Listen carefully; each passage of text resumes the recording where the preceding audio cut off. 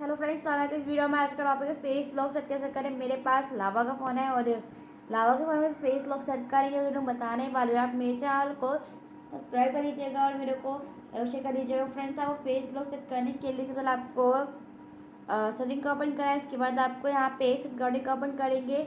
यहाँ पे आपको फेस अनलॉक पे क्लिक करना है और यहाँ पे आपको इस ऑप्शन में क्लिक कर देंगे और पैटर्न पिन पासवर्ड लॉक करेंगे। पैटर्न लॉक लगा रही हूँ मैं।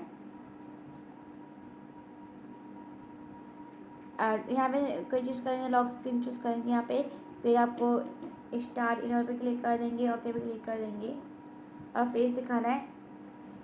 फेस दिखाने के बाद आपको ऐसा इंटरफेस देखना पड़ेगा। तो फ्रेंड्स, ऐसे बना फेस लॉक सेट करेंगे। फ्रेंड्स, आई होप आपको फेस लॉक सेट करना आ गया होगा। और प्लीज़ आप मेरे चैनल को सब्सक्राइब कर लीजिएगा और मेरे वीडियो को लाइक शेयर कर लीजिएगा। फ्रेंड्स, आई होप आपको फेस लॉक सेट करना आ गया होगा। और प्लीज़ आप मेरे चैनल को सब्सक्राइब कर लीजिएगा और मेरे वीडियो को लाइक शेयर कर लीजिएगा। फ्रेंड्स, मिलते हैं नेक्स्ट वीडियो में, तब तक के लिए नमस्कार।